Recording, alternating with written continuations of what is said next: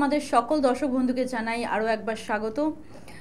আপনারা দেখছেন যে এখন আমাদের জীবনটা কিরকম ধারায় চলছে। আমাদের জীবন কিন্তু একদম নদীর মতন, সে তার মতন ভাবে বয়ে যায়, কিন্তু এই যে জীবন যে আমাদের বয়ে যাচ্ছে, সেই বয়ে যাওয়ার সাথে সাথে কিন্তু অনেক বাধাপ্রাপ্ত সৃষ্টি হয়। যেই নদীতেও নদী যেমন বয়ে যায়, তার মধ্যে যেমন পাথর নুড়ি অনেক কিছু বাধাপ্রাপ্ত হয়, আমাদের জীবনেও কিন্তু অনেক রকম সমস্যা, বিপদ আপদ এগুলো কিন্তু আমাদের জীবনে বাধাপ্রাপ্তই হয়ে দাঁড়ায়। আর সেইগুলোকে যদি আমরা গুরুত্ব না দিই, তাহলে কিন্তু পরবর্তীকালে সেই ছোটোখাটো সমস্যাগুলো একটা বড় আকার ধারণের সৃষ্টি করে, যেটা নাকি আমাদের জীবনটা শুধু তছনছ নয়, বরবাদ করে দিতে পারে। একদম একদম বলতে গেলে পাশা পাল্টে দিতে পারে, যেটা আমরা আর কি সাধারণ বাংলা ভাষায় বলি। সেই কারণে আমার মনে হয় জীবনের প্রত্যেকটা পদক্ষেপে গুরুত্ব দেওয়াটা উচিত। সমস্যা আসলে কি বলবো, ভয়ে গুটিয়ে থাকা উচিত নয়, সমস্যার সমাধান করা উচিত। আর সমস্যার সমাধান আমরা কোথায় পেতে পারি? একদম ঠিক ধরেছেন, একজন অভিজ্ঞ জ্যোতিষশাস্ত্রীর কাছেই কিন্তু আমরা সঠিক সমাধানটা পেতে পারি। সে কিন্তু আমাদের জীবনটা যে এলোমেলো হয়ে যাচ্ছে, বা আমার জীবনটা যে অগুছালো হয়ে যাচ্ছে, আমি যে সমস্যার সম্মুখীন হচ্ছি দিনের পর দিন, সেই জায়গাটা থেকে আমাকে সঠিক পথটা কিন্তু একজন অভিজ্ঞ অ্যাস্ট্রোলজারই দেখাতে পারেন। তিনি কিন্তু আপনাকে সঠিক গাইডলাইনটা দিতে পারেন যে আপনার এলোমেলো জীবনটাকে আপনি কি করে আবার সরল রেখায় নিয়ে আসতে পারেন। সেটার জন্যই কিন্তু আমাদের মনে হয় যে একটু আপনারা সঠিক অ্যাস্ট্রোলজারের পরামর্শ নিন, যে সঠিকভাবে আপনাকে গাইডলাইন দিতে পারবেন এবং যে সত্যি সত্যি জ্যোতিষশাস্ত্রটাকে নিয়ে চর্চা করেছেন এবং এটার বিষয়ে সত্যি সত্যি জ্ঞান রাখেন। সেই রকমই একজন অ্যাস্ট্রোলজার আমাদের সাথে কিন্তু স্টুডিওতে এই মুহূর্তে উপস্থিত আছেন। আপনাদের সাথে তার পরিচয় করাবো অবশ্যই। 30 বছরের অভিজ্ঞতা, তারাপীঠ ও কামাখ্যা সাধক জ্যোতিষী, স্বর্ণমুকুট প্রাপ্ত বিমল মুখার্জি। নমস্কার স্যার। ওম অখণ্ডমণ্ডলাকারং ব্যক্তং যেন চরাচরম তৎপদং দর্শিতং যেন তস্मै শ্রী গুরবে নমঃ। গুরু ব্রহ্মা গুরু বিষ্ণু গুরুদেব মহেশ্বর গুরুদেব পরম ব্রহ্ম তস্मै শ্রী গুরবে নমঃ। নমস্কার দর্শক বন্ধুরা, আজকে আমরা কথা বলবো মাঙ্গলিক নিয়ে। হ্যাঁ দর্শক বন্ধু, যেটা নাকি আমাদের একটা সাইকোলজিক্যাল সাইড হিসাবে কিন্তু আমাদের একটা কি বলবো বিশাল একটা আকার ধারণ করে। যে মাঙ্গলিক শুনলেই আমরা যখনই শুনি যে কোনো জাতক জাতিকার মাঙ্গলিক আছে বা আমার নিজের মাঙ্গলিক আছে, আমরা কিন্তু একটু ভয় পেয়ে যাই। সবার আগে আমাদের চোখটা বড় বড় হয়ে যায়, আমরা ভীষণ আকারে একটা ভয় পেয়ে যাই, ওরে বাবা আমি মাঙ্গলিক, তাহলে আমার সাথে কি কি হতে পারে, বা আমার জীবনটা বোধহয় ব্যাস একদম শেষ হয়ে গেল। কিন্তু এরকমটা কিন্তু নয় দর্শক বন্ধু। মাঙ্গলিক কথাটার অর্থ কিন্তু শুভ, তাই না স্যার? একদম মাঙ্গলিক কথার অর্থ হচ্ছে মঙ্গল কাজ, একদম। এবং সেটার একটা অবশ্যই যেমন একটা দিকে যেমন পজিটিভ সাইড আছে, তেমন কিছু নেগেটিভ সাইডও আছে, এবং সেগুলো কি আমাদেরকে আগে সবে জানতে হবে যে মাঙ্গলিকটা অ্যাকচুয়ালি কি। তো স্যারের কাছে আমার এটাই প্রশ্ন যে আপনি একটুখানি বিশ্লেষণ করে আমাদের দর্শক বন্ধুদের বলুন যে মাঙ্গলিকটা কি অ্যাকচুয়ালি। মাঙ্গলিক কথার অর্থ তো হচ্ছে মঙ্গল কার্য, কিন্তু জন্মছকে যখন মঙ্গল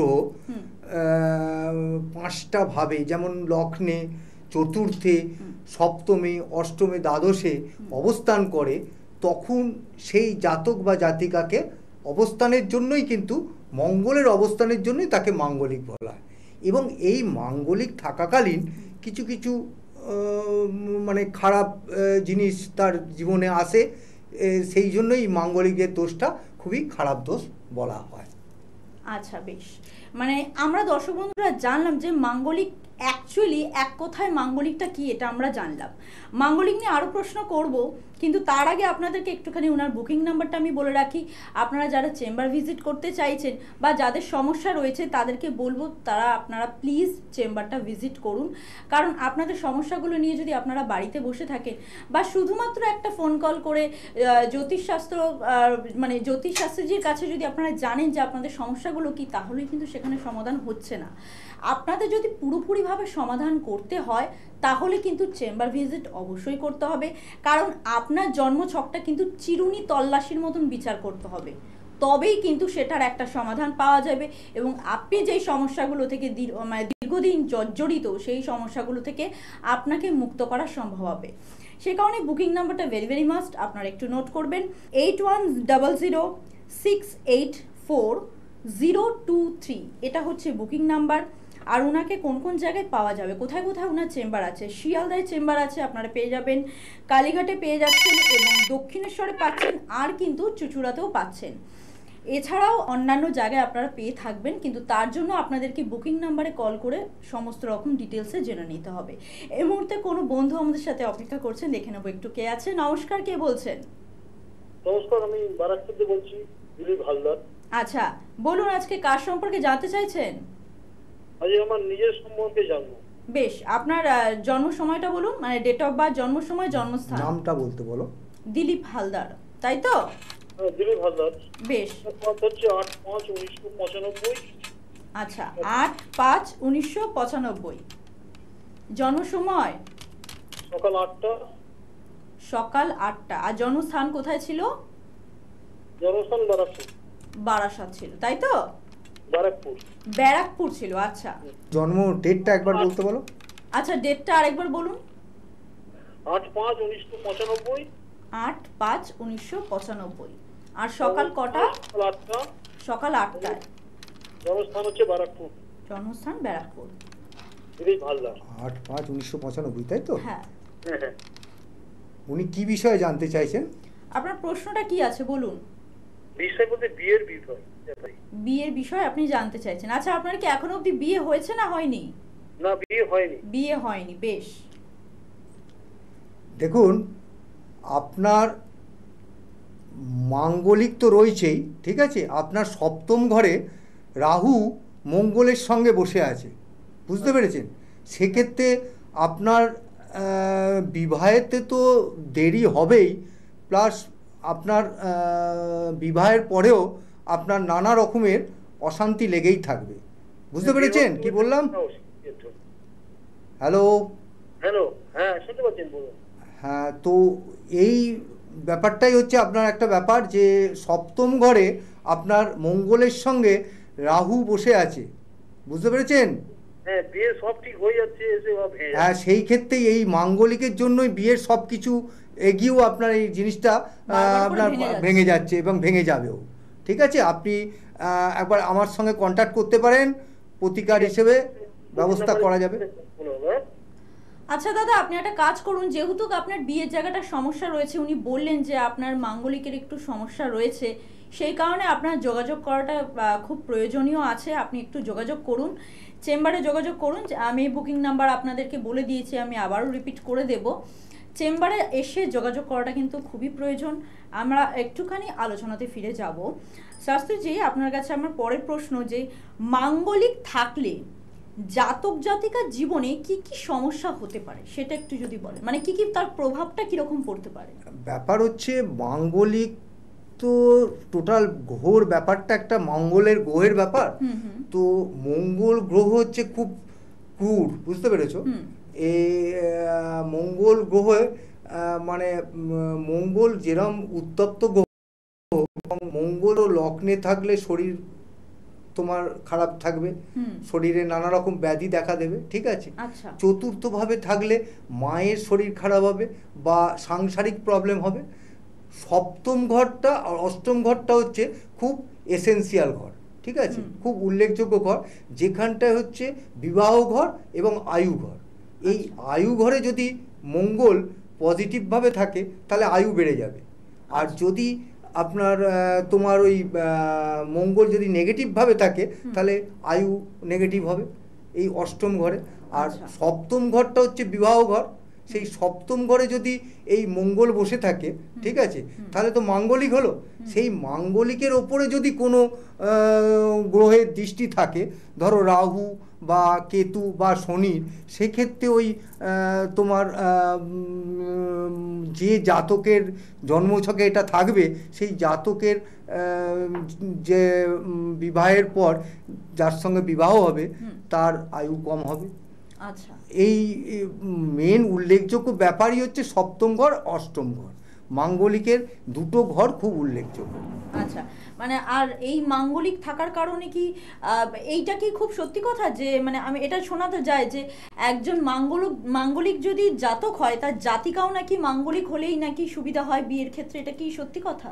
দেখো, এটা অনেক সময় ব্যাপারটা হয়, হ্যাঁ, কোনো বলুন। কোনো জাতকের মাঙ্গলিক আছে এবং কোনো জাতিকারও মাঙ্গলিক আছে, তো সেক্ষেত্রে তারা অনেকে ভাবে হয়তো যে জাতক জাতিকা দুজনেই যদি মাঙ্গলিক হয় সেক্ষেত্রে হয়তো বিবাহের ক্ষেত্রে কোনো রকম বাধা হবে না বা বিবাহের পরেও কোনো রকম অসুবিধার সৃষ্টি হবে না। কিন্তু একটা জিনিস জানতে হবে, সব বিষেরই কি ওষুধ এক? ধরো তোমাকে যদি কোনো রকমভাবে একটা অসুবিধে হয়, তো তার যা মেডিসিন, আমার যদি কোনো রকম একটা অসুবিধা হয় তার মেডিসিন কি একরকম হবে? অবশ্যই হবে না, রোগটাও আলাদা।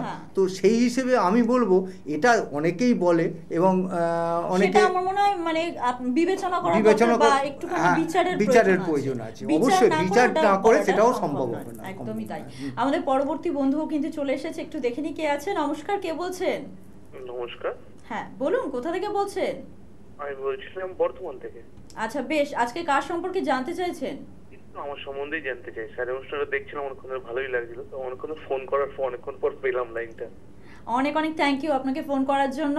আচ্ছা বলুন, আপনি আপনার নাম, ডেট অফ বার্থ? আমি সৌমিক রায়। হ্যাঁ সৌমিক রায়। সৌমিক রায়। আচ্ছা ডেট অফ বার্থ? 1990 এপ্রিল। আচ্ছা 1990, তাই তো? 4 এপ্রিল। জন্ম সময়, জন্মস্থান?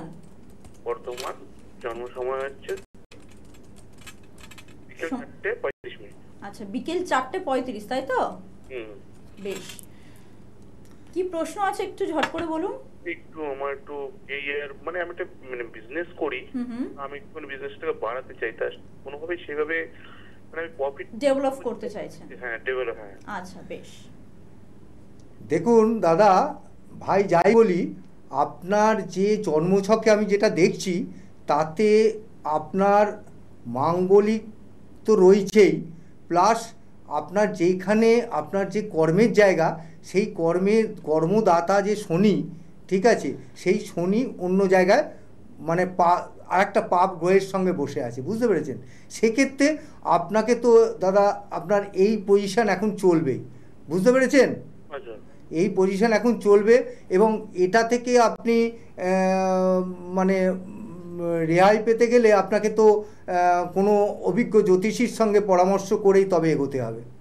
হ্যাঁ মানে কি বলতো, মানে আমি ব্যবসাটা করছি ঠিকই, মানে সেইভাবে না কোনো ইয়েই হচ্ছে না যে আমি যে কিছু মানে করবো, যে ধরুন ব্যবসাটা একটা বড় কথা, কোনো না কোনো বাধা চলে আসছে।